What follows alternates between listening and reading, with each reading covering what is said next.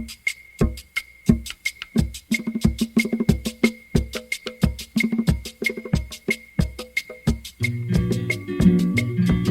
la tierra es un tamborcito de barro, juntemos todas las manos hermanadas en un son. Muy buenas tardes para todos los que nos están acompañando en este momento. Bienvenidos. Gracias, María Elena, por este saludo fraterno que nos ofreces. El día de hoy nos estarán acompañando como moderadoras la maestra María Elena Ramírez, la maestra Luz Elena Acevedo, quien también esta mañana fue anfitriona y ella nos compartió su experiencia desde Antioquia. Entonces ellas hoy estarán también en la moderación. Por ahora yo empiezo a listar aquí mi mochila. Mi mochila es tejida por las mujeres Wayuu. Las mujeres Wayuu se ubican al norte de nuestro país, en La Guajira. Y precisamente les entrego la mochila porque hoy es una mochila de resistencia. Y la usamos no solamente para tejer el saber pedagógico, sino también para tejer la indignación. Para tejer la indignación, los invitamos a que silencien sus micrófonos. Yo en este momento les entrego la mochila y le doy paso a la maestra María Elena para que ella nos cuente por qué hoy esta mochila es de indignación y por qué extendemos nuestro llamado a que se unan a esta voz latinoamericana para exigir dignidad, no solamente por nuestros pueblos indígenas, sino por todas nuestras comunidades a lo largo y ancho de nuestros territorios. Les entrego la mochila.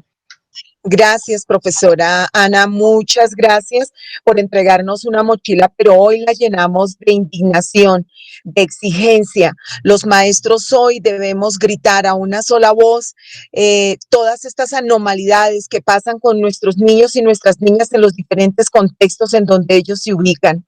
Es una mochila que hoy grita también justicia, que grita reparación y también grita que nuestra voz no puede ser silenciada. Nosotros como maestros estamos hoy elevando una voz de resistencia ante estas injusticias y estos malestares que está causando el ejército y otros grupos del Estado y al margen del Estado, pero protegidos por el Estado en contra de nuestros niños y de nuestras niñas. Si bien el profesor Andrés esta tarde nos recordaba que no debemos olvidarnos de muchas situaciones que han pasado en los últimos meses. El asesinato masivo sobre niños inocentes que han caído en medio de esas secuelas de conflicto que aunque algunos digan que se ha superado, seguimos. Nuestros líderes siguen siendo asesinados y nuestros niños siguen cayendo bajo las balas inclementes del Estado, bajo las manos del ejército, manoseados y maltratados. Gracias, profesora Ana. Muy bien, sí, señor. Gracias, profesor Jorge Alfredo, por su voz de resistencia también. Muchas gracias. Le doy la voz entonces a la profesora. Gracias, profesora Ana, por esas imágenes que en Chaquiras nos están mostrando que nuestros niños pertenecen a la comunidad Embera, hoy Embera Chamí. Y no podemos olvidarnos que son muchas las situaciones de violencia que han tenido nuestros niños, nuestras mujeres, en muchos lugares, no solamente de Colombia, sino en América Latina. Le doy la palabra a la profesora Luz Elena. Bueno, ¿está Luz Elena? Vamos a iniciar. Sí, vamos a iniciar, ya mientras Luz Elena toma la palabra. Hoy iniciaremos entonces con la presentación del profesor Juan Carlos Jaime.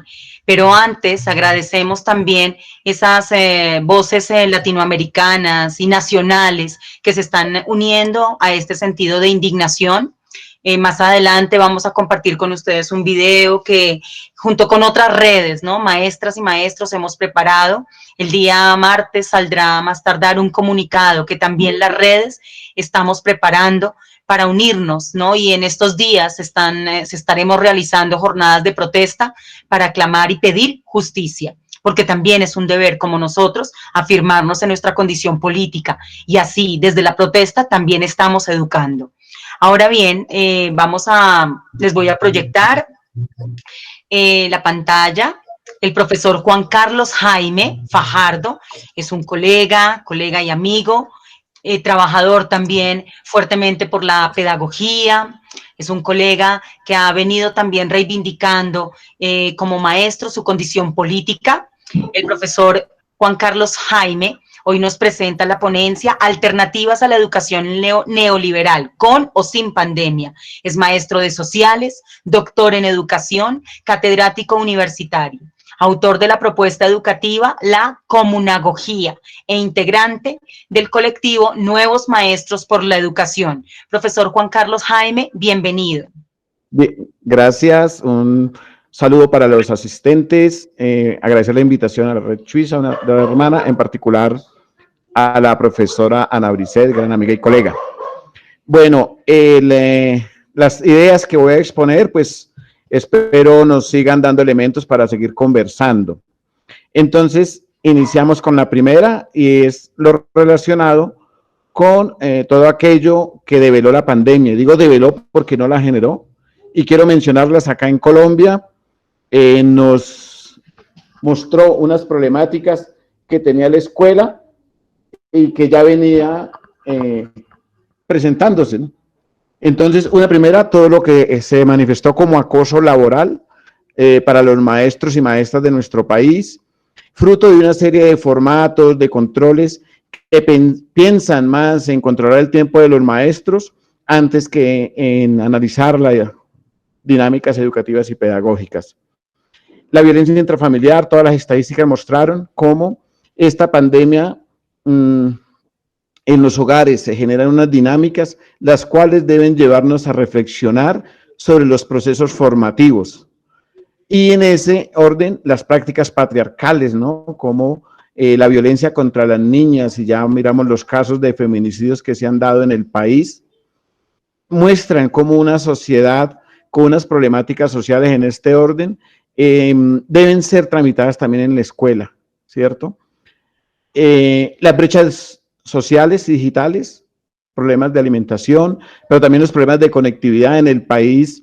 Diferentes estadísticas muestran cómo en la ciudad hasta el 40% de estudiantes no tenían conectividad. En lo rural es mayor, hay municipios donde llega hasta el 80% por falta no solamente de dispositivos como tablets y computadores, sino también por conectividad.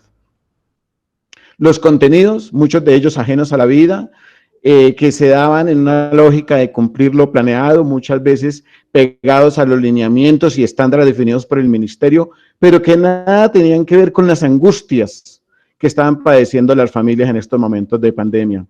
Y muchas veces las evaluaciones sin sentido, buscando cerrar periodos, tratando de cumplir los indicadores previstos y que mostraron una problemática que existía en la escuela. Creo que estas tienen que llevarnos a reflexionar en América Latina, creo que no solamente de Colombia, una problemática que tiene que pensarnos en transformar nuestra misma condición de maestros y maestras. La siguiente, por favor. Todo ello, ¿por qué? Porque se pretende mantener una supuesta normalidad, una normalidad que está definida por políticas internacionales como la OCDE y que ha llevado a que se establezcan unos indicadores, parámetros y objetivos en la educación muy distintos a los que necesita el país y distantes de un contexto de pandemia. Objetivos como, por ejemplo, pensar que la educación tiene que estar centrada en generar valor agregado a los procesos productivos y que han generado unas dinámicas subjetivas y culturales en los actores del proceso educativo. Por ejemplo, el control que se realiza por diferentes dispositivos. Coloco solamente algún ejemplo, la evaluación de desempeño que se le hace a los maestros del decreto 1278, que han llevado a que además del control ideológico que pretende generarse, digo pretende porque hay resistencia también, pretende generarse, se genera miedo, sí, miedo porque esta evaluación lleva a que si en 2 ocasiones se pierde, se destituye del cargo. Entonces, esta evaluación son mecanismos de control, ¿sí? Lo mismo el control por los diferentes indicadores que estaban preestablecidos, pero que hacen que ese miedo y ese control se rutinicen las dinámicas educativas y se mantenga como si nada pasara, se pierde el contexto. Lo mismo la regulación, y es adherirnos a la política educativa y, como decía en algún momento, pensar que los colegios nuestros son pre-ICFES. Pre-ICFES es como las pruebas nacionales que se hacen a fin de año cuando terminen 11 para los otros colegas de otros países, y muchas veces esas regulaciones de cumplir los planes de estudio establecidos, los cronogramas, los indicadores, las metas, hacen que lo asumamos como maestros, y todo eso nos genera culpa. Y creo que la culpa en ese elemento nos llevó en un momento a perder de vista el contexto y seguir haciendo las cosas como si nada pasara.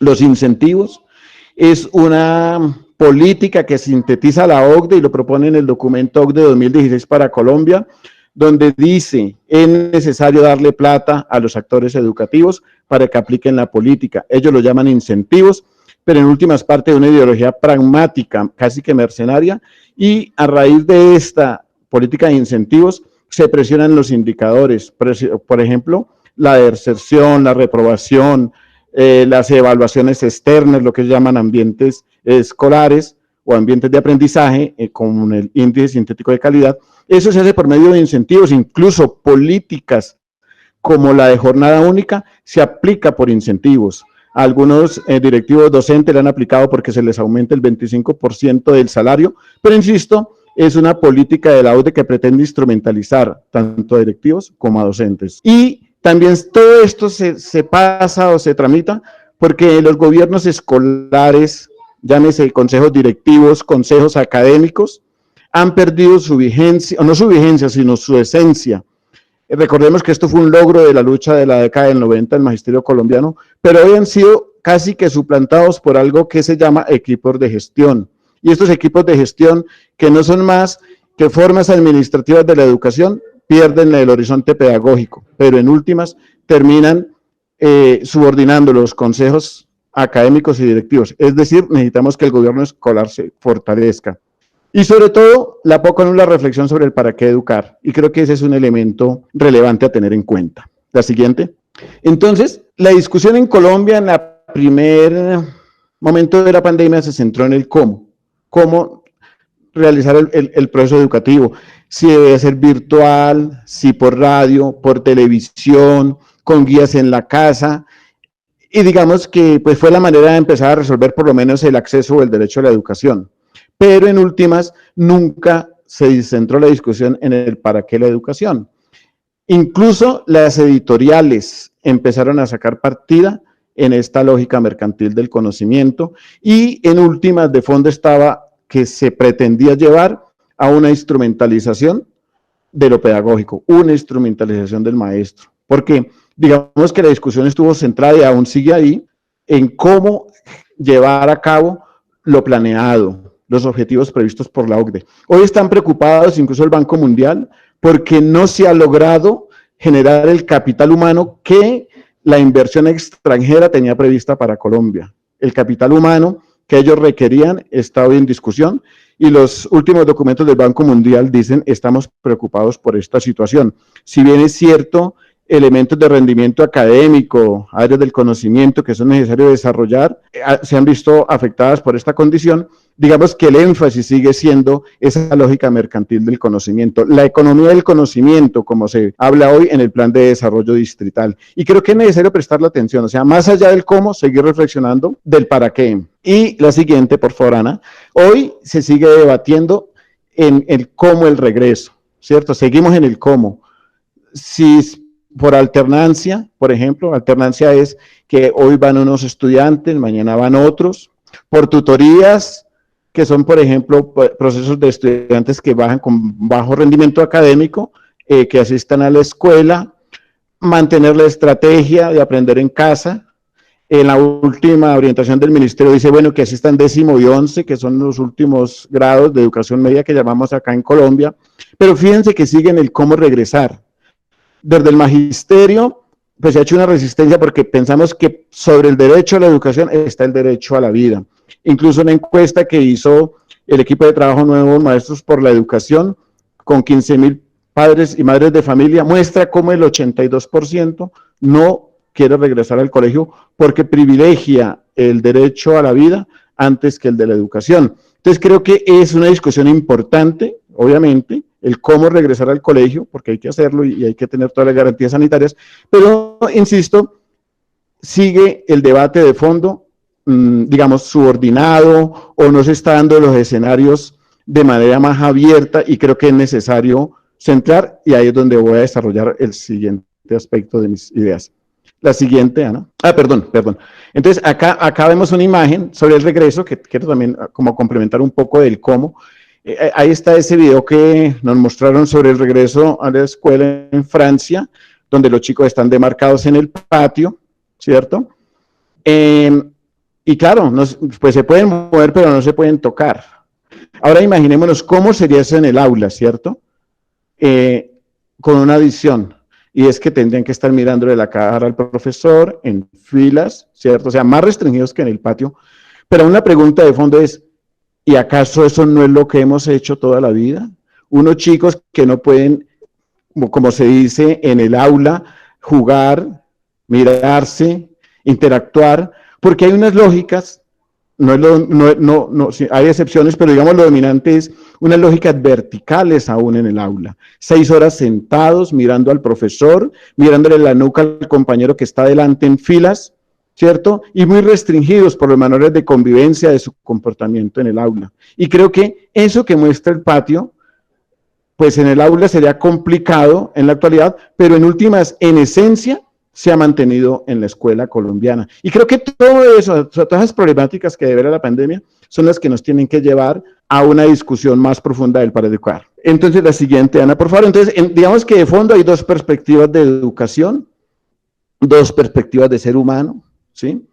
Y creo que eso es lo que juega hoy cuando se dan las prácticas educativas en los colegios de Colombia, donde se tensiona lo hegemónico y lo contrahegemónico, o lo instalado y lo alternativo, o lo instituido y lo instituyente. Lo hegemónico tiene como esencia la competencia y el egoísmo. La competencia, la cotidiana, la que conocemos en nuestro castellano, de competir, quién llega primero, pero también la competencia de la OCDE, habilidades procedimentales para colocar desempeños en diferentes contextos. Eso también es anular al ser humano. Como dijo Mariátegui, formar hombres tubulares. Como dijeron nuestros ancestros en el Popol Vuh, formar seres humanos de palo. Y creo que esa es la esencia del proceso educativo hegemónico. Ya comentaré por dónde tramitan esas hegemonías. Y en oposición a ello, o como alternativa, están las compartencias, como núcleo del proceso educativo. Compartencias es un concepto que los pueblos originarios de Oaxaca, particularmente de la sierra, orienta sus prácticas en la vida educativa, pero también comunitaria. Y esas dos lógicas de mundo, dos lógicas de ser humano, dos lógicas de educación, expresan contradicciones más profundas de la sociedad, como por ejemplo la apropiación individual y por el otro lado la socialización de los procesos. Por un lado el individualismo, el egoísmo, y por el otro lado lo común. Es decir, hay enfoques de sociedad inmersos en la práctica educativa. Entonces quiero hablarles un poco de la hegemonía, porque es lo que está instalado, y que el modelo neoliberal, el modelo capitalista, el modelo patriarcal, el modelo colonial las promueve y que desafortunadamente es lo dominante hoy en la escuela. Primero, unas maneras de pensar colonizadas, ¿sí? Ejemplos, la relación con la naturaleza, antropocéntrica, la vemos como recurso y casi que se naturaliza en los procesos educativos. Las linealidad en la historia. Nosotros somos subdesarrollados, Europa es la desarrollada. En las áreas sociales de nuestro país todavía se da toda la línea europea de la historia. Incluso nos dicen que nosotros somos el mundo nuevo y que Londres, por ejemplo, que es reciente, dice que es la ciudad antigua, pero aquí en nuestro territorio, en Abdayala, hay ciudades más antiguas que las europeas, pero aún nos dicen, fruto de la colonia, que somos así. Fruto de la colonia, se nos vende toda la lógica positivista de la ciencia, desechando y desvirtuando otras lógicas de reconocimiento de la realidad y de su transformación, otras cosmovisiones que tenemos acá en nuestra región latinoamericana. Y todo eso son relaciones sociales, de subordinación, de la modernidad, de lo hegemónico, respecto al conocimiento que tenemos acá en América Latina. Y desde esas lógicas o esas maneras colonizadas de pensar, se nos impone una razón que concibe el mundo mercantil, y lo que no es mercantil no funciona, lo que no da indicadores no funciona, lo que no da ranquimanía no se hace. Esa razón loca, como decía esta mañana la profe Lucelena, es la que está imperando hoy en la escuela. Se anulan las emociones, no somos seres sentipensantes, sino por el contrario, una racionalidad que en última justifica la lógica mercantil. Y creo que hay otras formas de vida, América Latina lo ha mostrado, los movimientos sociales de América Latina lo muestran, y tenemos que aprender de ellos y de ellas. El autoritarismo y la exclusión.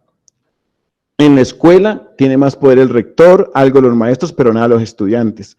Es necesario establecer ruptura con ello, y la exclusión sigue siendo vigente, exclusión de saberes, exclusión de lógicas de mundo, exclusión de formas de ser en lo particular de los seres humanos, se excluye. En los manuales de convivencia se trata de anular esos aspectos y se estandariza. O sea, cuando hay homogenización, no hay inclusión.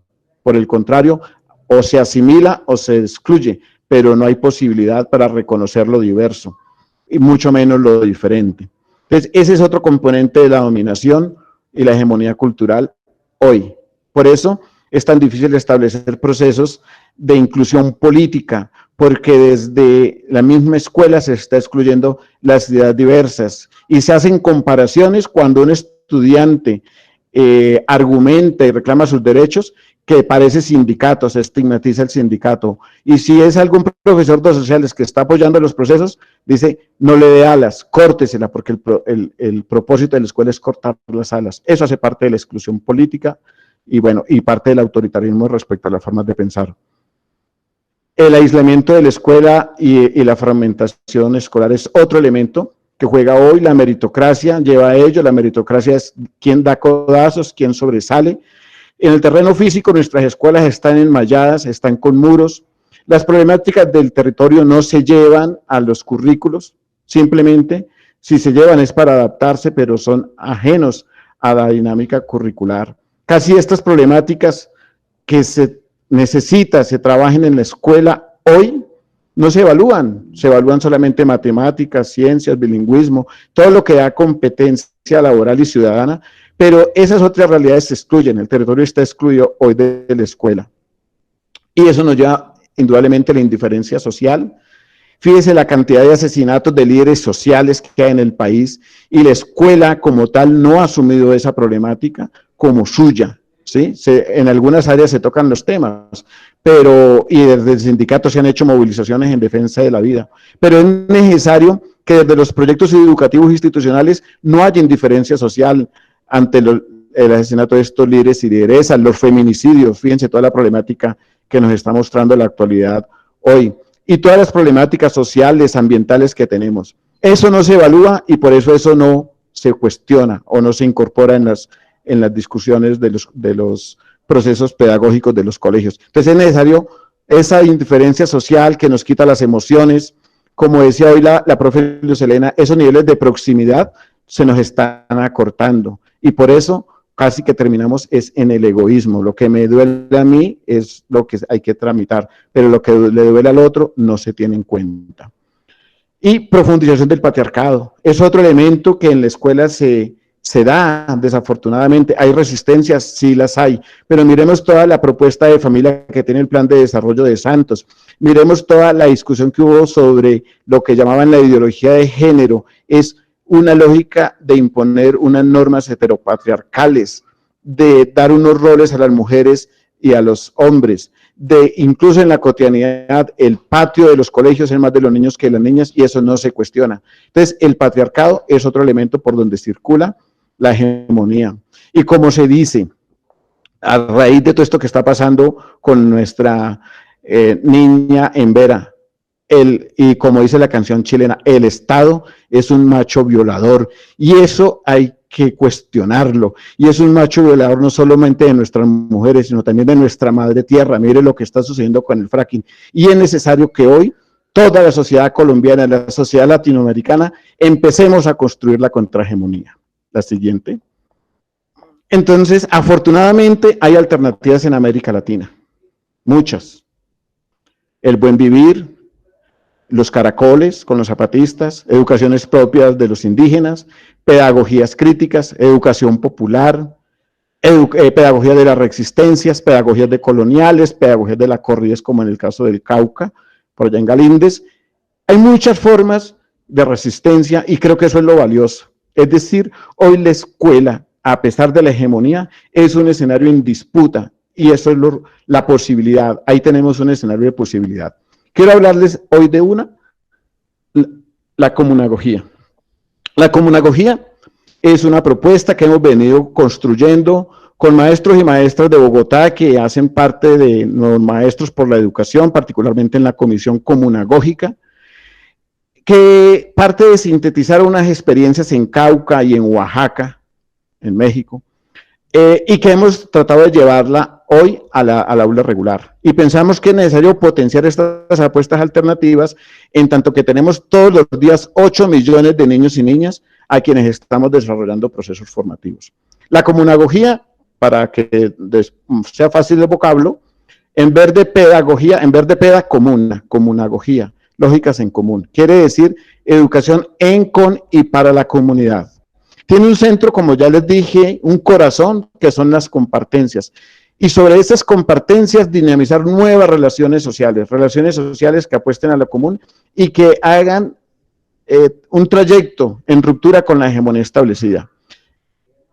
En ese orden de ideas, la necesidad de la soberanía epistémica. Como ya se dijo, estableciendo rupturas con el eurocentrismo, el antropocentrismo, el positivismo, lo heteronormativo y generar unas lógicas de reconocimiento de la realidad. Y América Latina tiene una riqueza bien interesante sobre ello que vale la pena reconocer y desde ahí dialogar con el saber existente. Pero es necesario partir de nuestras formas propias de pensar, de nuestras formas propias de abordar la realidad, de nuestras propias formas de producción de conocimiento. Y esa soberanía epistémica la necesitamos. No podemos seguir en esa lógica, digamos, colonial del saber. Compartir decisiones y saberes. Otra, Orcón, y lo llamo Orcón porque son esos pilares que en el campo usamos para sostener las construcciones que realizamos. En este plano, Orcones de relaciones sociales. Entonces, compartir decisiones y saberes es importante para establecer ruptura con el autoritarismo existente hoy en la escuela y la exclusión. Generar apuestas, por ejemplo, en el aula, asambleas populares con los estudiantes. Hoy, en el contexto en el que estamos, generar esas dinámicas familiares de democracia real, de escucha, compartir las decisiones, pero también los saberes. Sin duda hoy nuestros ancestros, nuestros abuelos en la casa tienen muchos saberes que compartir y en los territorios donde están nuestras escuelas igual. Qué bonito como llaman en el Cauca los indígenas a sus mayores, libros humanos a los que hay que consultar permanentemente para que esos saberes lleguen a la escuela. Los chicos también tienen saberes, es establecer esa ruptura con esa lógica que llamaba Freire bancaria, de pensar que los niños no saben nada y que hay que llenarlos. No, por el contrario, reconocer e incorporar esos saberes. Dinamizar los vínculos comunitarios, indispensable. En la parte organizativa es necesario que al interior de la escuela nos organicemos de diferentes maneras, pero al mismo tiempo que tejamos vínculos con las organizaciones existentes en los territorios, juntas de acción comunal, escuelas populares, grupos ambientalistas, colectivas feministas. Es necesario que la escuela teja esos vínculos con los ya existentes y sobre todo esos afectos, como se dice, para que no haya esa indiferencia social, sino por el contrario, nos encontremos y esos vínculos comunitarios, incluidos en este momento, se sigan tejiendo. La construcción del territorio, fundamental. Reconocerlo, muchas veces no reconocemos los territorios donde están nuestras escuelas. Apropiárnoslos, no dejar que nos los destruyan, defenderlos, proyectarlos, reinventarlos y sobre todo darle un nuevo reordenamiento territorial. Hoy está bajo unas lógicas administrativas en el caso de Bogotá, pero hay maestras y maestros que han empezado a construir apuestas de ordenamiento territorial por las cuencas hidrográficas y creo que eso es un elemento importante a tener en cuenta. Se puede hacer y los procesos educativos no pueden estar ajenos a los territorios. No podemos seguir con la lógica de que entre más distantes vivamos del territorio mejor, no. Pueda que no vivamos, pero tengamos identidad con él. Entonces, esa identidad, que es el otro Orcón, cruza por estar involucrados con sus problemáticas sociales y ambientales, también con sus esperanzas, sus procesos de memoria histórica, sus formas asociativas de producción, sus proyectos políticos. La escuela tiene que acoger los proyectos políticos de las comunidades e ir ganando identidad con ellas y con ellos. No podemos ser ajenos a que por un lado va la escuela y por otro lado van las comunidades, y menos hoy. Creo que hoy se requiere esa articulación, ese trámite. Indudablemente la emancipación de géneros, porque la lógica patriarcal involucra a los seres humanos hoy heteronormados. Y creo que generar prácticas escolares que rompan con lo heteronormativo, con lo patriarcal, creo que desarrolla a niños y a niñas. Y es necesario que en la escuela establezcamos rupturas prácticas que nos lleven a ellos. Como la comunagogía tiene como énfasis las relaciones sociales, hemos organizado el aula en convites académicos. Convite es una forma comunitaria de nuestros campesinos y lo hemos llevado al aula.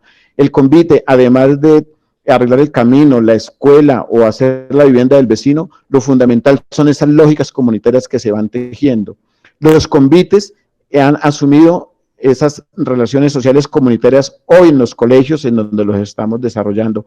Y ha sido bien interesante encontrar las transformaciones de niños y niñas en entender que el otro, la alteridad, reconocer las problemáticas, los afectos y sueños del otro. Eso es una riqueza de la propuesta de la comunagogía, al igual que la organización del aula en círculos de la palabra. Es otra manera de encontrarnos, de vernos la cara, de ese cara a cara, que teje vínculos de otra manera entre el maestro y los estudiantes, pero a su vez entre sus estudiantes. Como se dice, estos son cosmovivencias, no se utilizan como medios para el aprendizaje académico únicamente, sino principalmente para que se tejan nuevas relaciones sociales. Cosmovivencias que buscan o generan vivencias desde otras cosmovisiones. En este caso, desde lo común. Y por eso, la siguiente, Ana, qué pena. El centro son las relaciones sociales, que en ese orden de ideas, lo que les venía mencionando, incorpora en el proceso formativo, obviamente está lo académico, ¿sí? Está lo científico, pero son otras dimensiones del ser humano, por ejemplo, las utopías. Obviamente eso no se promueve ni evalúa la OCDE, pero ese no es el problema. Necesitamos hoy nuestros estudiantes fomentar las utopías, las emociones, las voluntades, las personalidades y sobre todo unas apuestas de emancipación popular en común. Yo creo que no podemos seguirle haciendo el juego a la política educativa instalada que solo quiere que nuestros estudiantes generen valor agregado a los procesos productivos, o no, todo lo contrario. Hoy la escuela tiene que aportar a formar unas subjetividades nosótricas, es decir, pensar de manera colectiva para la transformación social. En esa apuesta hemos desarrollado lo que llamamos un Kingwe de formación. Kingwe es una parte del camino que tiene 5 fases, las menciono de manera rápida. La primera, vivencias previas, que es reconocer en los estudiantes todo ese acumulado de lo que sabe, pero también de lo que ignora, de lo que recuerda, de lo que sueña, de lo que desea, de lo que siente ante un tema. Una segunda fase, la contextualización del tema, que es encontrar las relaciones de poder en el territorio. Una tercera, la síntesis teórica, pero esta síntesis teórica, si bien reconoce el conocimiento acumulado, sobre todo le da prelación a las teorías subalternas, no hegemónicas. Hay un conocimiento subalterno opacado y que es necesario en la síntesis dialogarla con ella. Una cuarta fase es la relacionada con encontrar la conexión de la temática con la vida del estudiante, de la familia de ellos, de su territorio. Y una quinta, con lo que se aprende se transforma en la realidad. Aquí hay una diferencia con algunas apuestas que simplemente nos invitan a poner en práctica lo que aprendemos. No, aquí es, con lo que se aprende se transforma en la realidad. Y por eso, en síntesis, la comunagogía es la coformación de subjetividades nosótricas para la transformación social, donde el núcleo es la configuración de nuevas relaciones sociales y su corazón son las compartencias.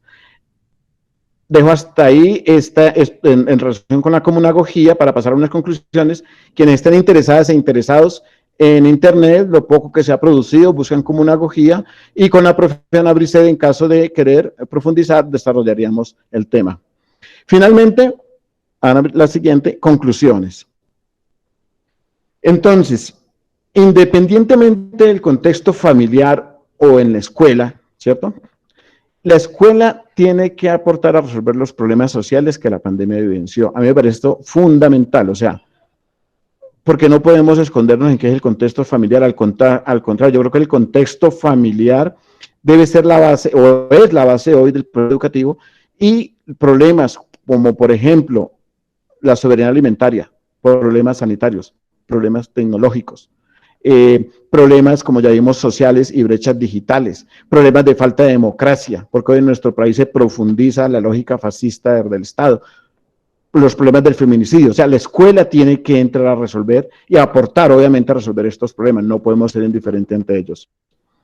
Una segunda, los maestros y maestras tenemos que rechazar la instrumentalización de la política educativa definida por la OCDE y fortalecer nuestro compromiso social. Afortunadamente en Colombia hay mucho maestro y maestra con compromiso social, hay que fortalecerlo, pero hay que cuestionar esa instrumentalización y rechazar toda esa mercantilización que unos dicen, tranquilo, le entregamos la página virtual, el contenido virtual, usted ejecútelo. No, nosotros somos maestros y maestras que nos pensamos el proceso pedagógico, pero además que tenemos al frente nuestro la problemática socioeconómica y política de nuestro país, y tenemos que en ese terreno aumentar, fortalecer, tejer nuestro compromiso social. Finalmente, vivimos un momento propicio para poner la discusión en los colegios de, si se quiere, reformular los proyectos educativos institucionales. Algunos de ellos están escritos ahí, pero no tienen vida. Vamos a darles vida en relación con esto que hoy la sociedad necesita, en relación con esto que hoy la escuela necesita, en relación con las necesidades de la comunidad educativa que hoy muestran estar en nuestros territorios con una serie de problemáticas. Y esos proyectos educativos basados en la autonomía que hoy legalmente tenemos, necesitamos aprovecharla para rediseñar y volver a discutir estos proyectos educativos institucionales. En síntesis, con pandemia o sin pandemia, necesitamos configurar alternativas educativas a la política educativa neoliberal. Muchas gracias. Muchas gracias, profe Juan Carlos, si le puedo decir así. Realmente usted me deja conmocionada con su propuesta y me recuerda ese balance histórico que hizo alguna vez el historiador Erich Hochmann, cuando de alguna manera nos alertó sobre las tendencias de continuidad que marcarían el siglo XXI y que desafortunadamente toda esta realidad, que no solo en hechos, sino a través de su exposición, se nos está confirmando. Pero también afortunadamente, como usted lo hace a través de sus palabras y a través de una voz esperanzadora, pues nos habla de esa heterotopía. Yo hablaba esta mañana de las distopías corporales, pero él con su voz, este profe, nos habla de la heterotopía que tal vez alguna vez nos marcó Michel Foucault y tal vez Gianni Vattimo, cuando nos decía que todos vamos hacia un fin que no implica que todos vamos hacia el mismo fin. O sea que no podemos abandonar estos proyectos emancipatorios.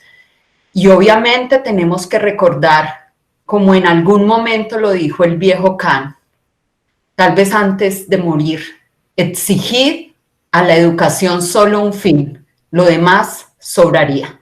Educar a los jóvenes y niños para que reconozcan que este no es el único mundo posible. Hay otros mundos posibles, otros caminos heterotópicos posibles. Gracias, profe. Gracias por esta voz. Y eso me da paso, obviamente, a presentar a la profe, a la maestra, la profe René Isabel Mengo, es doctora en Comunicación Social, es Universidad de La Laguna, licenciada en Historia de la Universidad en Argentina, directora de la Red Latinoamericana en Comunicación, Educación e Historia y profesora adjunta en la Cátedra de Historia Social Contemporánea. En la carrera de Comunicación Social, perteneciente a la Facultad de Ciencias de la Comunicación de la Universidad Nacional de Córdoba.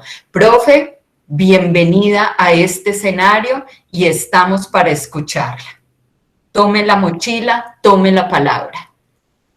Muchas gracias. Evidentemente que hoy es un día de mochila para Latinoamérica en su conjunto, por lo que considero muy especialmente para agradecer a la Red Chiusa por este espacio, por compartir tantas experiencias y enfoques distintos desde los distintos rincones de Latinoamérica, y como lo ha muy bien establecido el docente que me ha antecedido, hay tantas alternativas que podemos compartir que justamente nosotros venimos a poner en conocimiento de toda esta comunidad educativa latinoamericana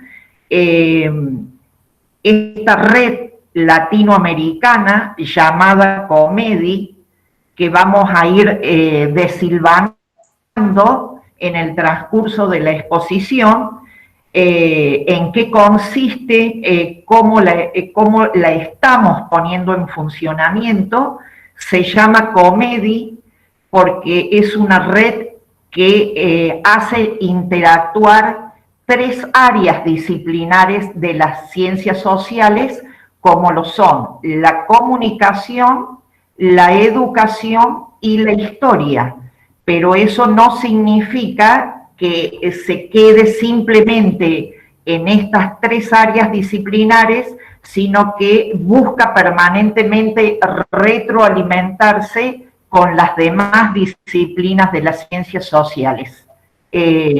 Una de nuestras finalidades es mostrar la riqueza de lo multidisciplinario que se puede hacer desde producciones académicas, proyectos educativos. Por eso es lo que venimos a presentar. Antes de comenzar con la explicación, quiero agradecer muy especialmente a la doctora Ana Brisset Ramírez Cabanzo y a todo su equipo por esta extraordinaria organización de este segundo seminario internacional, lo que está permitiendo en el transcurso de su desarrollo que conozcamos aspectos realmente que hubiesen quedado sin sentido de no producirse estos encuentros, y considero que se van a ir profundizando en la medida que se sigan desarrollando en lo que resta del año. Así que muy agradecida por la invitación.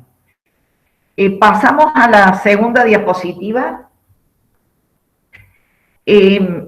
Cuando nosotros empezamos con esta idea, con un grupo de colegas, que muchos de ellos están acompañando en esta presentación, nos preguntamos, ¿qué es una red académica? Posiblemente la mayoría de los presentes en esta exposición tiene ya un preconcepto, pero nosotros lo hemos enfocado desde la posición académica y física a la cual pertenecemos.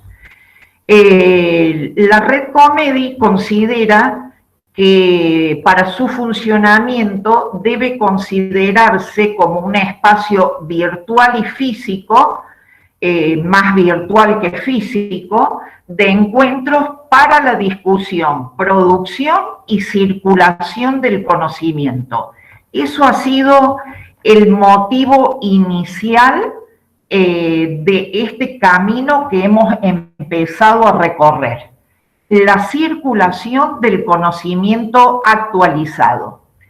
Lógicamente que aprovechando todos los dispositivos tecnológicos con que contamos en el presente, ellos contribuyen a que esa actualización del conocimiento se haga con un dinamismo y un intercambio que pueda servir a las reales necesidades del presente. Sin lo cual carecería de sentido toda esta organización y toda esta movilización. Nosotros nos hemos constituido desde una plataforma propia y lógicamente que estamos utilizando todas las redes sociales que tenemos a disposición y que vamos incorporando para dar a conocer nuestros programas, nuestros objetivos y cuáles son las acciones que vamos a desarrollar. Esta actualización del conocimiento para nosotros se lo tiene que hacer desde un enfoque del pensamiento crítico, con la participación del disenso para encontrar los mejores aportes y que sean llevados a la educación para permitir realmente los cambios que necesitan nuestras sociedades latinoamericanas, como se viene describiendo en todas estas exposiciones. Eso no significa dejar de lado nuestras identidades como pueblos, ni menos los valores culturales, que son los que siempre tenemos que tener presente de resguardar, porque es lo que realmente nos da identidad en un momento en que el mundo se está cuestionando si realmente, ¿no es cierto?, se ha perdido totalmente las identidades sociales, culturales, con toda esta situación que nos está atravesando. Entonces, el sentido es llevar este conocimiento actualizado desde un enfoque del pensamiento crítico para ser transferido a la educación y contribuir a que se comiencen a producir cambios sociales que los necesitamos para volver a tener una cohesión social. La próxima, por favor.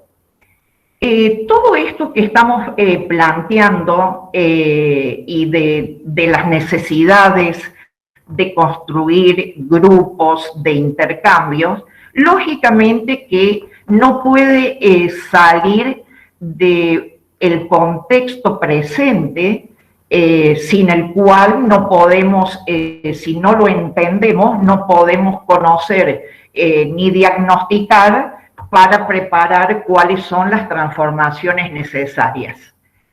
Nosotros estamos atravesando mundialmente todo este fenómeno, todo este problema de la pandemia,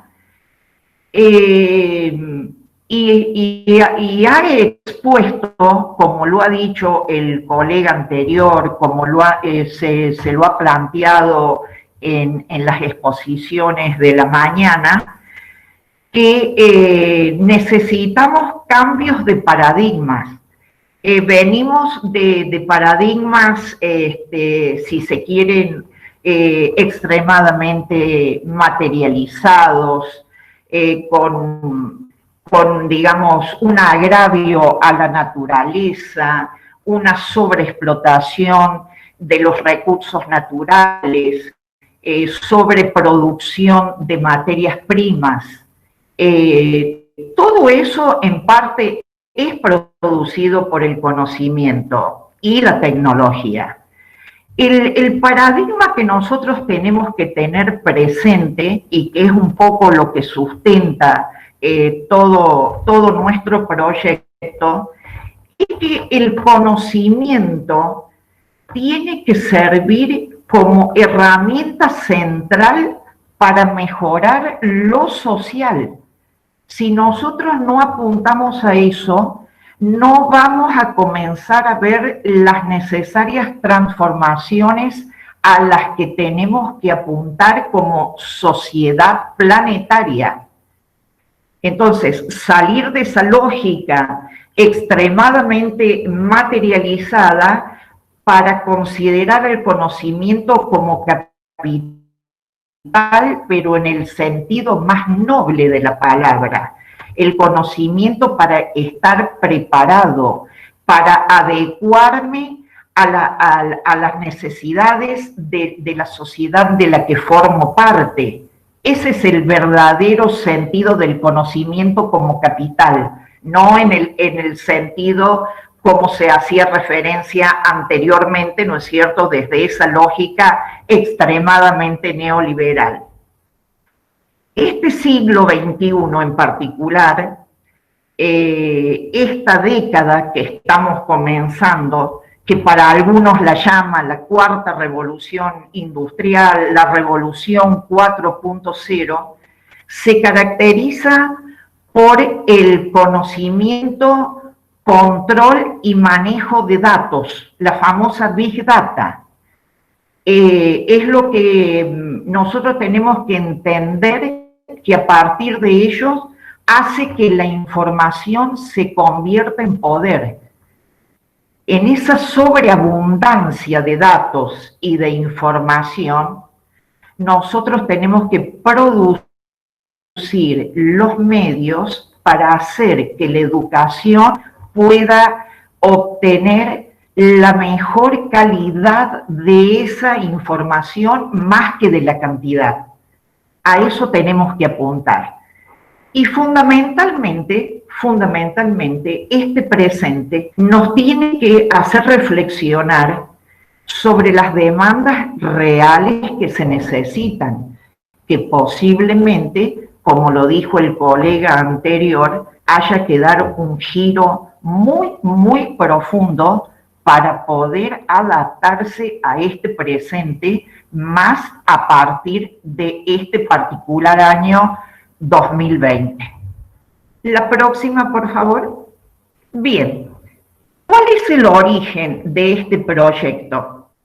Nosotros somos un grupo de docentes, de investigadores, que compartimos una cátedra en la Facultad de Ciencias de la Comunicación de la Universidad Nacional de Córdoba, que es la Cátedra de Historia Social Contemporánea. Una materia masiva, porque es una carrera masiva con respecto a la concurrencia de estudiantes. La materia se da en 3 turnos muy cargados en cantidad de estudiantes, por eso también somos muchos los docentes que compartimos toda la materia, pero estamos divididos en 3 turnos. Ese es el origen de donde salió nuestra iniciativa. Pero también quiero aclarar que hoy, como estamos llevando a cabo este proyecto, no solamente lo componen quienes conformamos esta cátedra, sino que hay colegas que están a cargo de gestión de escuelas secundarias, hay supervisores de la enseñanza media, hay docentes investigadores que dirigen terciarios, hay estudiantes jóvenes recibidos, que la mayoría están cursando posgrado con un gran manejo de lo tecnológico. Es decir, lo que se inició desde un espacio de una cátedra, hoy cuenta con la colaboración desinteresada de un número variado de jóvenes, de personas de edad intermedia y de personas con más experiencia que han tomado este proyecto como parte de dejar una producción para contribuir a la transformación de la educación. Nosotros en la cátedra, con varios de los colegas que nos acompañan en esta exposición, hemos desarrollado a lo largo de más de una década distintos programas de investigación. Los programas, como sabemos, comprenden varios proyectos.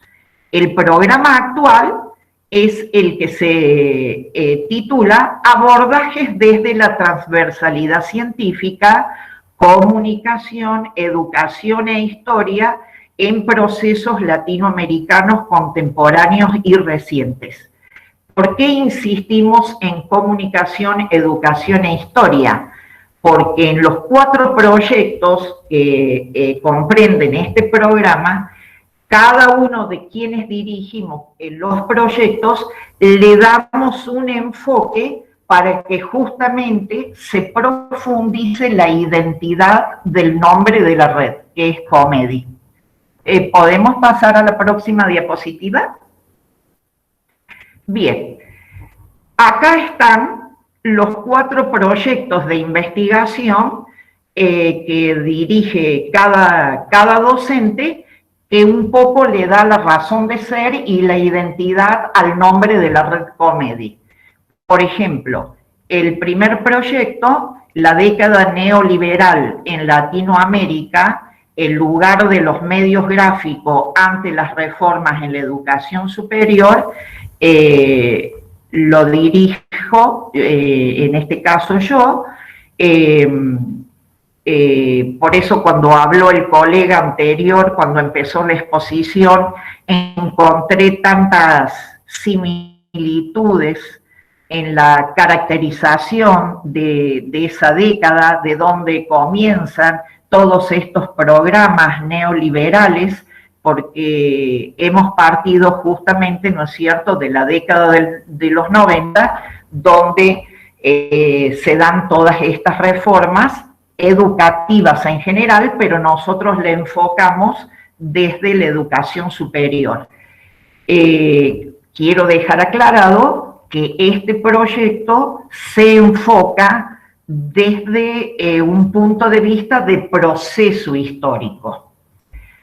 El segundo proyecto, de la prensa tradicional al diario digital, subjetividades y resignificaciones de cambios, continuidades y usos en el aula de historia, lo dirige el especialista Pablo Tenaglia, quien forma parte de esta cátedra y a su vez es docente en el profesorado en comunicación, que también funciona en la Facultad de Comunicación de la Universidad Nacional de Córdoba.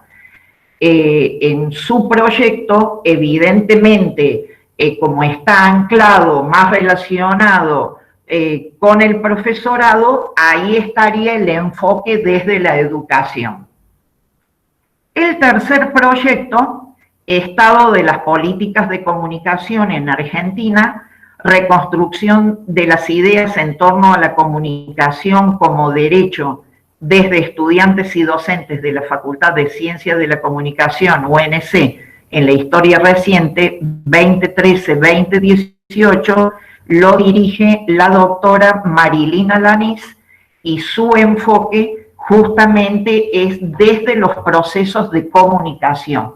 Entonces, el primero más desde la historia, el segundo más desde la educación, el tercero más desde la comunicación, para que el cuarto proyecto, estudio exploratorio sobre la cantidad de egresados de la UNC en los distintos campos del conocimiento científico analizado desde un enfoque de género, que lo dirige el doctor Hugo Ignacio Pizarro, viene a englobar desde, digamos, el enfoque del desarrollo científico a estas 3 áreas disciplinares de las ciencias sociales. Entonces, Ese es el sentido por el cual hemos constituido la red, dándole esa identidad desde la comunicación,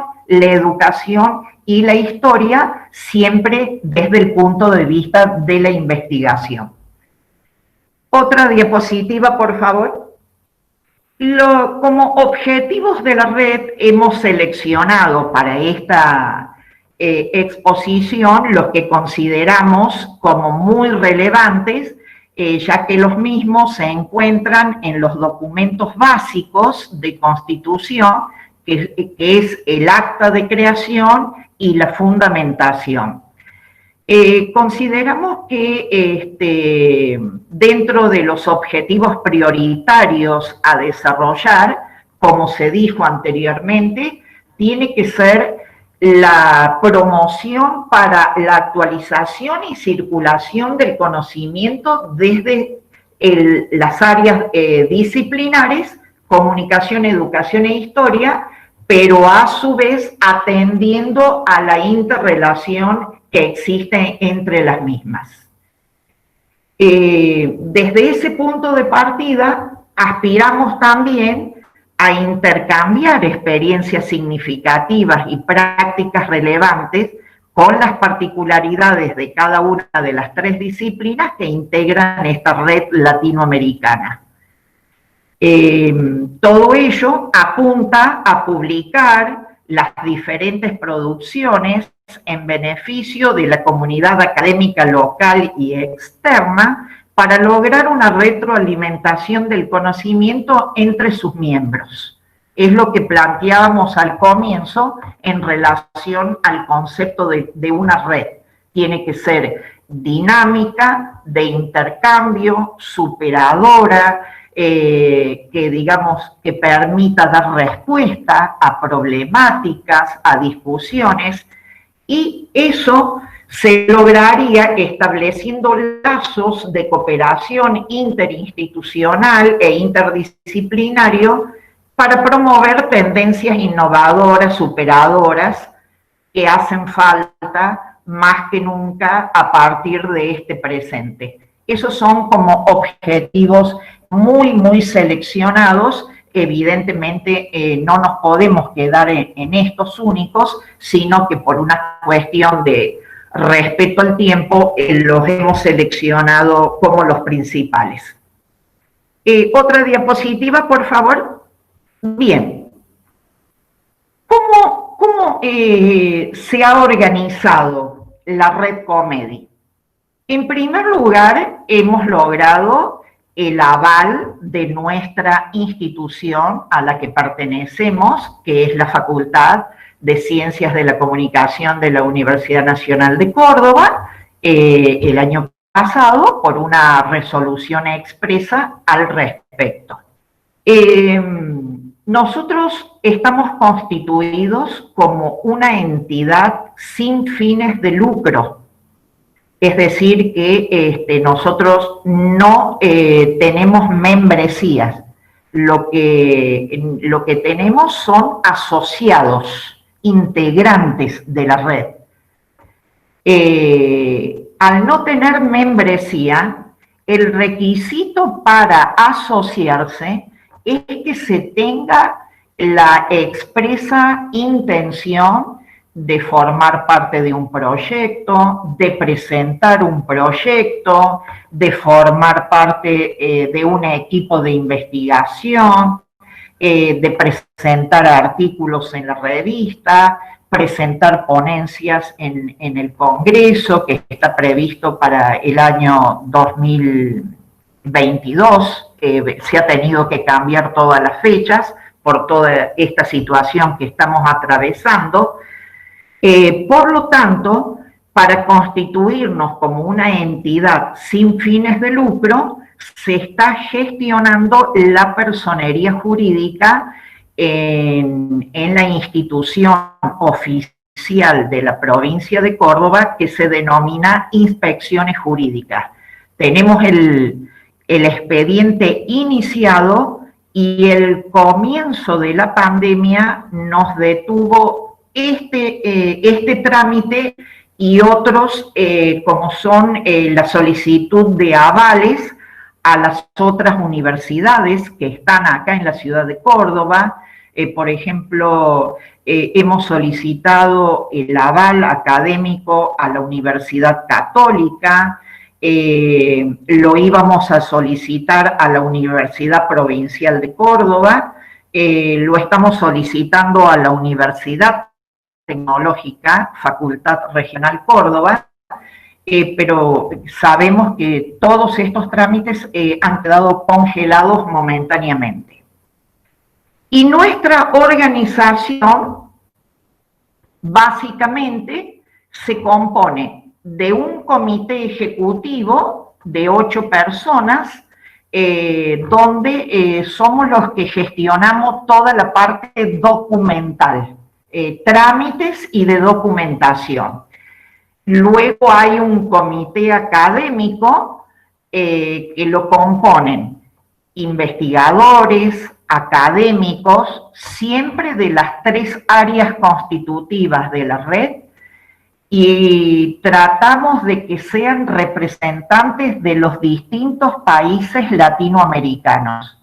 Incluso ya hemos incorporado académicos de España y de Portugal. Es un comité, digamos, ¿no es cierto?, donde los referentes, quienes representan a la comunicación, a la educación e historia, generalmente son personas de trayectoria académica, titulares de cátedra, con publicaciones, aportes científicos de mucha relevancia. Luego vendría un comité de referentes de gestión en los distintos países latinoamericanos, que serían quienes nos harían los contactos, nos tendrían actualizados en eventos académicos de sus países para conectar con la red y retroalimentarnos y formar parte, responder a esas convocatorias. Y por último está el área de funciones, que sería la cocina de la red, que está subdividida en comisiones, la mayor parte formada por jóvenes muy proactivos, y dentro de esas subcomisiones que forman estas áreas de funciones está la Comisión de Comunicación y Redes Sociales. Otra comisión es quien tiene a cargo el boletín mensual. Otra comisión es la que tiene a cargo las plataformas y espacios virtuales. Otra comisión se encarga de los programas de software. Otra comisión está encargada en la evaluación de contenidos. Otra en la corrección de estilos y de normas. Otra comisión también se encarga de la maquetación y diseño. Y por último, una comisión legal y técnica de asesoramiento por las necesidades, los trámites que siempre hay que hacer al respecto. Otra diapositiva, por favor.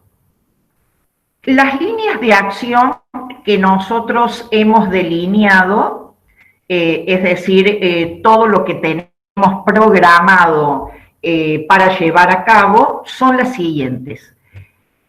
La red cuenta con una revista latinoamericana en comunicación, educación e historia, que va a ser de publicación anual en versión digital y que ya tenemos otorgado el ISSN para su publicación.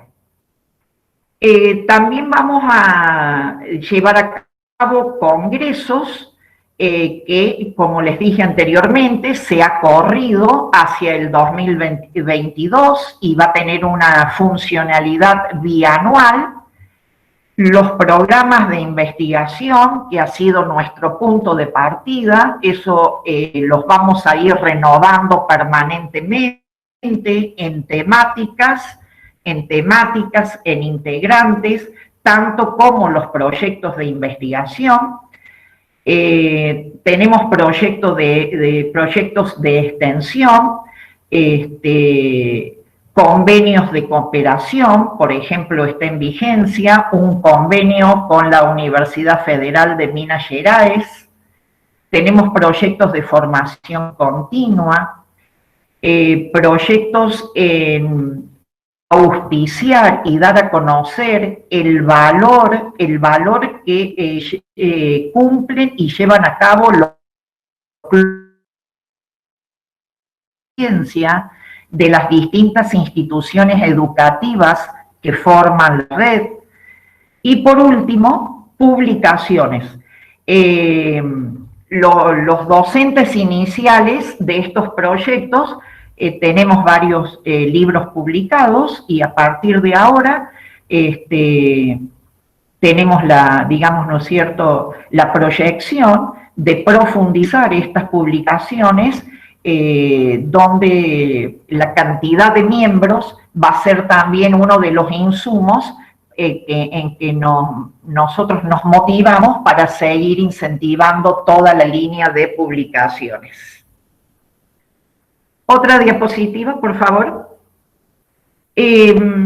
Como reflexión final abierta, aparte de la presentación de la propuesta, de la invitación que le queremos hacer abiertamente a todos los colegas en base a todo lo que se está planteando, de esta necesidad del cambio educativo, de atender a nuestras identidades, a nuestras necesidades sociales puntuales.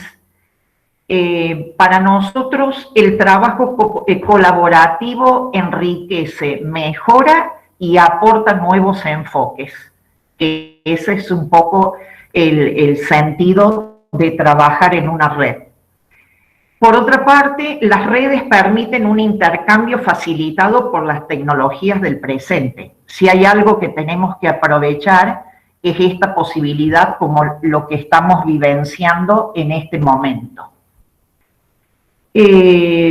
Por otra parte, la educación debe beneficiarse de todos estos soportes para brindar una mejor formación que busca superar las inequidades que la atraviesan socialmente. Como se dijo en exposiciones anteriores, todo recae en la escuela como reflejo de la inequidad social existente. Y por último, ya que tenemos tantos vínculos y tantas características que nos hermanan desde el idioma, nuestras expresiones culturales, tenemos que, digamos, defender lo que nos queda como patrimonio natural, cultural, en esta belleza de países que conforman la América toda, especialmente Latinoamérica, para digamos, ¿no es cierto?, aportar y transferir los recursos, los medios, los procedimientos para que quienes se preparen para el futuro puedan adaptarse mejor de lo que han sido sus antepasados. La última diapositiva, por favor. Bueno, acá le damos a conocer todos los dominios que hemos adquirido y que los vamos a poner en funcionamiento desde la plataforma propia que hemos constituido para desarrollar este proyecto, y que el correo electrónico de la Red Latinoamericana Comedy, redcomedy@redcomedy.com.ar, es el medio para contactarnos, intercambiar, aportar ideas. Quien quiera asociarse, está funcionando. y con mucho gusto los vamos a recibir porque es una forma de permitir formarnos y actualizarnos para hacer de la educación digamos, un logro mejor de lo que tenemos hasta el presente. Nada más, muchas gracias. Profe René, muchas gracias por esa intervención tan interesante. Y les cuento que yo escuchándolos y escuchando a lo largo de estos 2 meses todas estas propuestas que finalmente, como dice la profe René, nos hermanan. Es increíble cómo todos, desde lenguajes diversos, desde la utilización de distintos vocablos, palabras, desde nuestros acentos, desde nuestras propias culturas y representaciones, creo que todos vamos hacia un común, hacia una afinidad. Entonces, me pregunto cómo será el documento final, ese documento que haga una conclusión y que, como creo todos lo han esbozado, no se quede simplemente en un documento lleno de letras, sino que realmente pueda trascender a una política pública, porque es definitivo, cada uno de nosotros nos atraviesan diversas problemáticas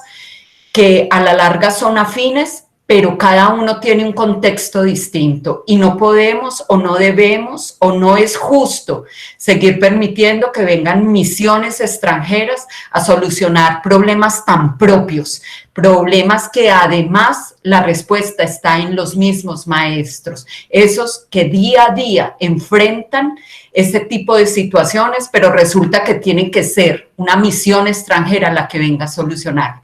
Yo les agradezco, voy a hacer rápidamente como una especie de síntesis de las preguntas que se hacen al profe Juan Carlos Piñeros. Tengo acá una pregunta.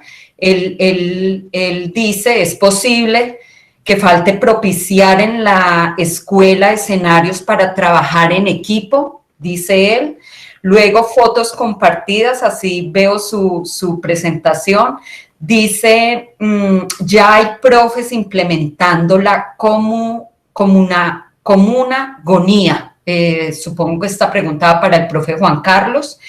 Entonces, él dice, ¿cuáles son las experiencias que han tenido ya en el aula y cuál es la respuesta de los estudiantes, de los padres e incluso de los otros profes ante dicho proceso?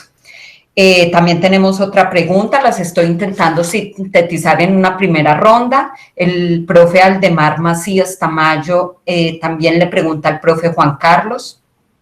En este momento de pandemia, donde los maestros se han venido encontrando para debatir diversos asuntos, ¿cree usted que resurgirá un movimiento pedagógico o cuando volvamos a esa nueva normalidad, entre comillas, aparecerá nuevamente ese modelo fragmentado de asignaturas y desligado de los territorios, pero sobre todo de las vivencias de nuestros chicos?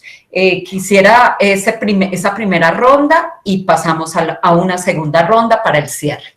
Profes, tienen la palabra. El profe Juan Carlos puede iniciar. Listo. Listo, gracias. Bueno, primero que todo agradecer a la profe René en sus aportes a esta discusión. Creo que vamos llenando de esperanza a América Latina. Sobre las preguntas,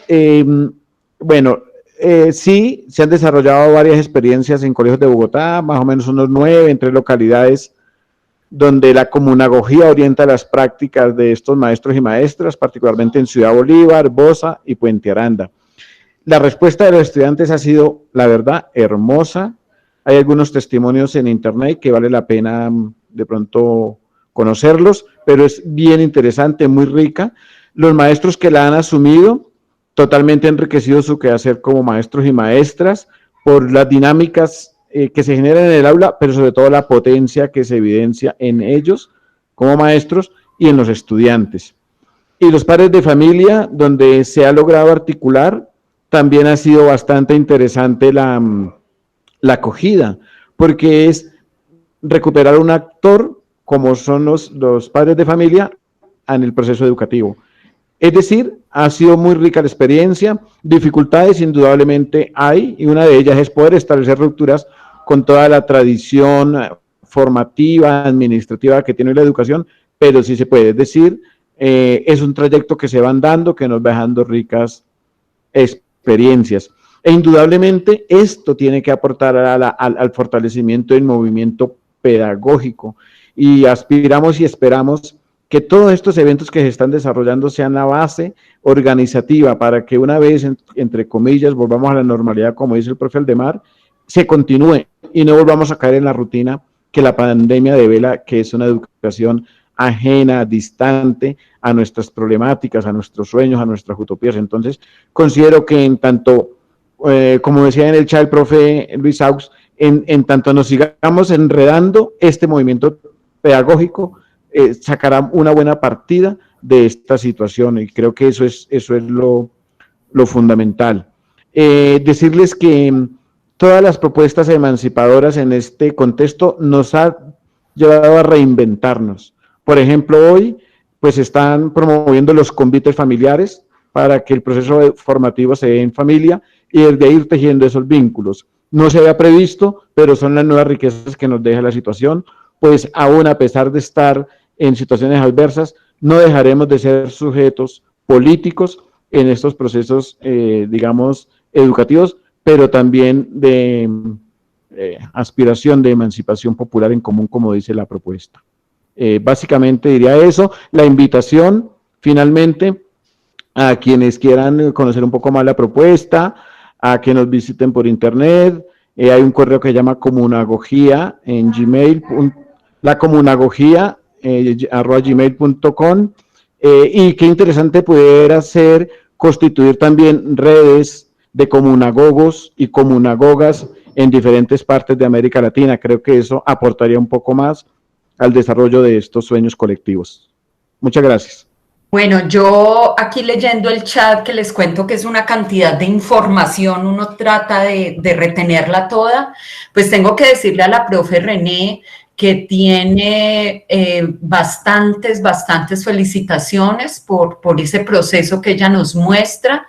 De hecho, estaba leyendo por acá, intentando pues como sintetizar, porque obviamente son varios escritos. La profe Rosa Liliana Vargas dice su abordaje para la profe René Isabel Mengo, dice su abordaje desde la transversalidad científica, comunicación, educación e historia en procesos latinoamericanos contemporáneos y recientes.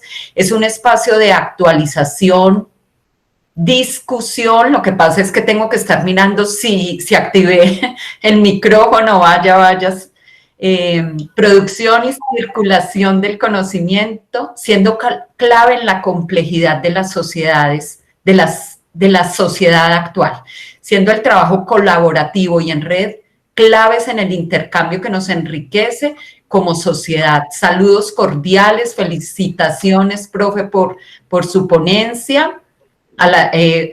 Yo creo, profes, así como vuelvo y digo, mirando en un intento como de retroalimentar en una pregunta conjunta, siento que la presencia de hoy es una felicitación, profe René, profe Juan Carlos, a una apuesta, y es a una apuesta, yo diría, muy valiente desde el punto de vista que es lanzarse como a intervenir la sociedad, pero no solamente a intervenir la sociedad como cuerpos, sino intervenir una sociedad desde unas ideas, desde unos pensamientos. Yo creo que ustedes dos hoy nos recuerdan muy particularmente con sus exposiciones, aquí lo anoté, creo que nos hacen presentes, nos traen a presencia a Freire, a Fals Borda y a Boaventura de Sousa Santos. Yo agradecería enormemente, no sé si de pronto se me escapa algo, y si se me escapa me ayudan, porque porque mis respetos para los voceros de este espacio. De verdad que es una cantidad de información, uno no quisiera descuidar nada, uno no quisiera dejar nada sin resaltarlo, sin señalarlo, pero creo que vamos por un buen camino, y los resultados, sobre todo de este documento final, tienen que ser muy valiosos, muy valiosos. Pese a que somos caminos heterotópicos, ¿qué quiere decir? Desde tal vez Centroamérica a la Patagonia, en Argentina, somos contextos diferentes, atravesados por una serie de problemáticas comunes, pero no la jugamos con el acontecer propio. Y por eso reivindico estas dos propuestas de la tarde desde el punto de vista es no más misiones extranjeras, no más misiones.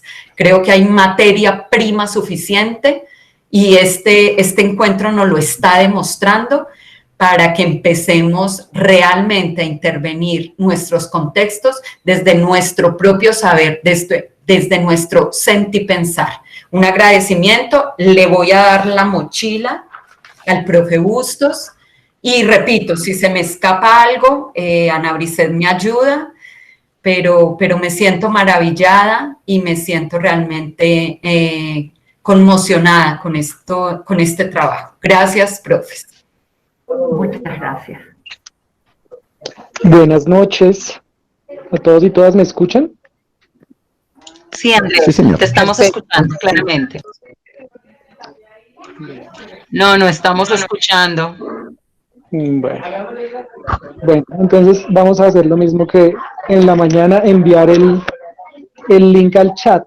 Simplemente en el video hemos querido recoger un sentir de una situación terrible que está pasando en Colombia y que tiene que ver con el asesinato, hay que decirlo con las letras mayúsculas, de niños y niñas a lo largo del país, a lo largo y ancho del país. Recordar que ayer fue asesinado en un desalojo en Soacha, cerca a Bogotá, Mateo Aldana, de 15 años. El 23 de noviembre del año pasado, era un sábado y estábamos en las manifestaciones para exigir cambios profundos, estructurales, como estaba sucediendo en gran parte de Latinoamérica, y una bala del ESMAD impactó a Dylan Cruz, un muchacho que estaba terminando su secundaria en el Colegio Distrital Ricaute. Y Dylan muere el 25 de noviembre, el lunes siguiente, después de haber sido impactado. En agosto del año pasado, en una operación del Ejército Nacional de Colombia, buscando a unos líderes guerrilleros de las disidencias de las FARC, ellos hacen un bombardeo y caen muertos 18 niños. Y en ese momento el expresidente Álvaro Uribe Vélez dijo que por qué estaban esos niños en los campamentos de las FARC, que si esos niños estaban allí, por algo sería queriendo insinuar que era culpa de los niños hacer presencia en el campamento de las FARC y que era culpa de los niños haber sido bombardeados y asesinados. Una niña de 12 años de la etnia Embera Catío, en el departamento de Risaralda, fue secuestrada y violada el lunes pasado en el municipio de Santa Cecilia por 7 uniformados del batallón San Mateo. Estos 7 uniformados le ofrecieron dinero a la hermana de esta niña para que no denunciara. Y parece que cada muerte de un niño o de una niña es oculta o es olvidada por la siguiente muerte y por la siguiente y por la siguiente, y vamos dejando atrás y vamos olvidando, como si nos acostumbráramos a la muerte de nuestros niños. Digamos, no es una muerte natural, es un asesinato. Y eso parece ya ser algo sistemático en Colombia. Recuerdo el caso de México y las mujeres, los asesinatos de las mujeres de Ciudad Juárez, que Laura Rita Segato bien ha analizado desde, al parecer, un código que refrenda amistades entre determinadas mafias, ¿no? Como que asesinar a una mujer es refrendar un código para seguir diciendo, sigo en el negocio pues con esta mafia, y la otra mafia asesina a otra mujer para refrendar ese código, y así sucesivamente. Esa historia real y cruel que también describe Roberto Bolaño en su magistral novela 2666. No podemos normalizar la muerte. La invitación de la red Chisua, mi invitación personal, es para que no permitamos que se normalice esto, que no pase en Colombia y que no pase en ningún lugar del mundo. Tenemos que reflexionar sobre nuestro papel como docentes para hacer que esto no pase.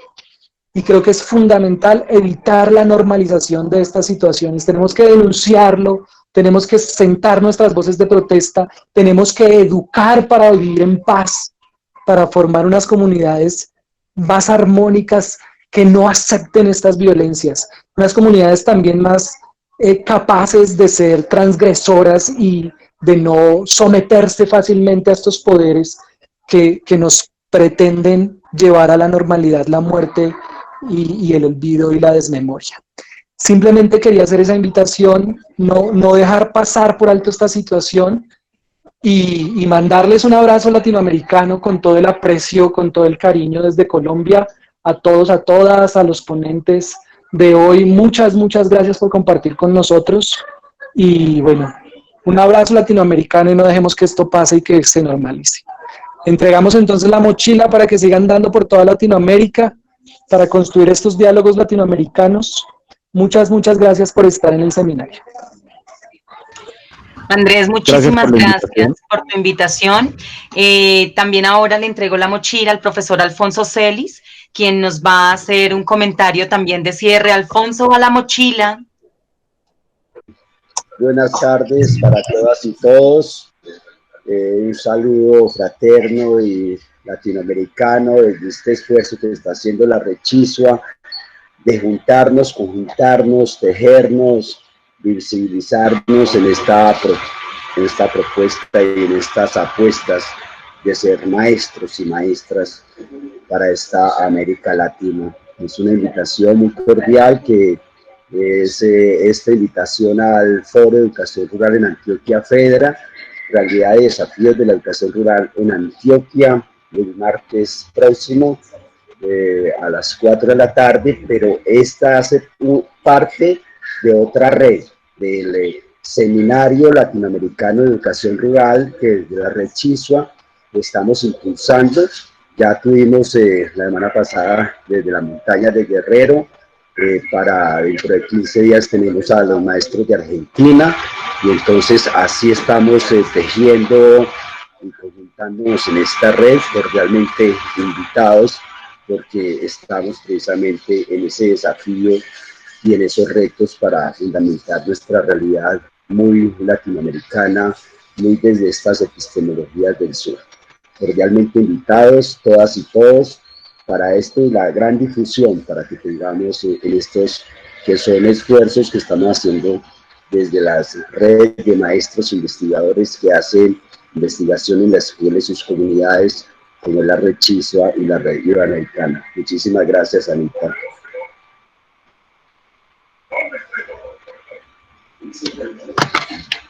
Bueno, muchísimas gracias, Alfonso.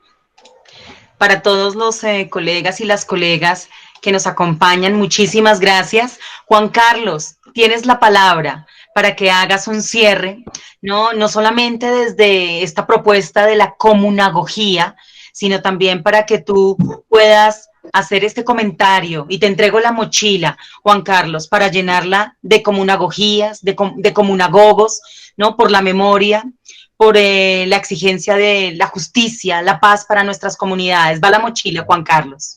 Gracias, Ana Merced y demás asistentes.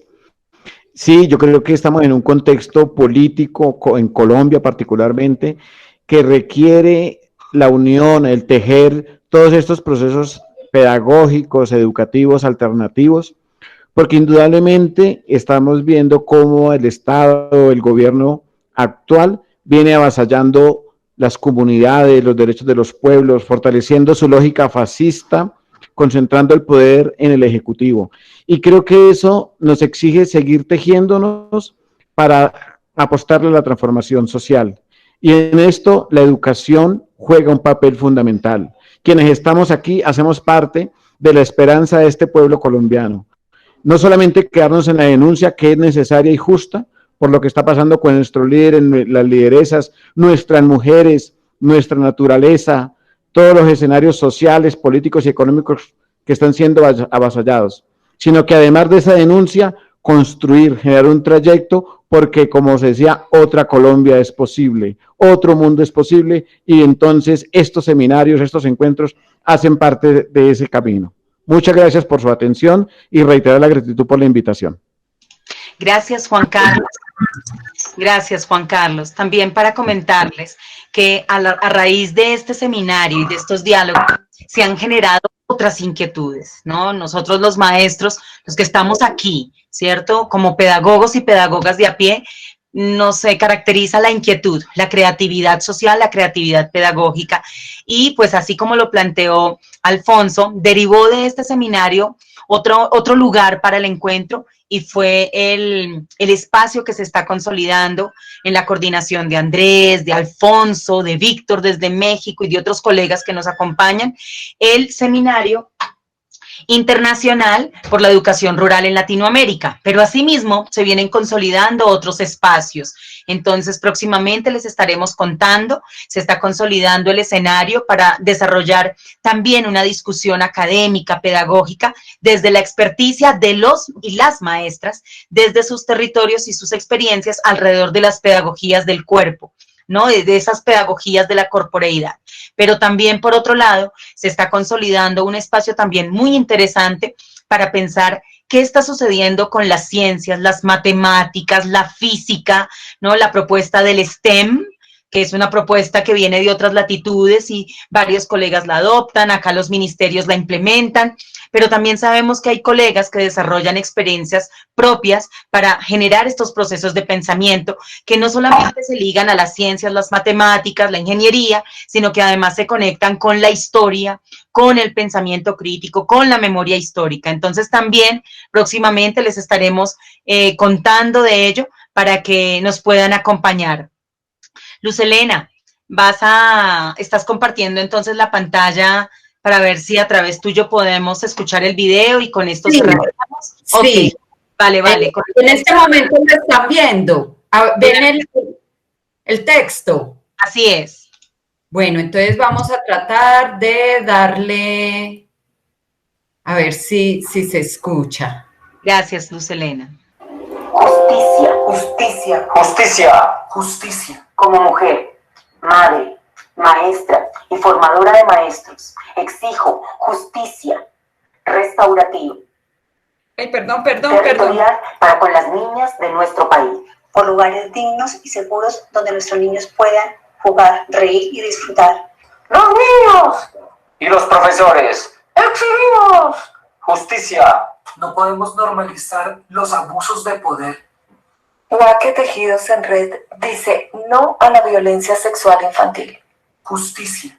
¿Cómo nos duele lo que está pasando en nuestra sociedad? Necesitamos instituciones que nos enorgullezcan y no que nos avergüencen. Justicia. O el reconocimiento del cuerpo como primer territorio de paz. Justicia. Nuestras niñas se protegen. Basta de violencia contra ellas. Justicia para la niña en Vera. Porque no podemos admitir ninguna forma de violencia contra ellas, ni contra las mujeres, los niños o las comunidades a lo largo y ancho de nuestro territorio. Justicia restaurativa para los niños y para los niños. Justicia. Exigimos protección para todos los niños y todas las niñas en todos los rincones del país. Justicia, justicia, justicia, justicia. Muchísimas gracias, Luz Helena, lo lograste. Muchísimas gracias. Y efectivamente, justicia, no repetición. reparación simbólica, construcción de memoria. También nos debemos a ello, es nuestra labor fundante desde la escuela, desde las experiencias pedagógicas. Estimados colegas, muchísimas gracias y hoy nuevamente les entrego la mochila, una mochila de indignación, porque exigimos justicia.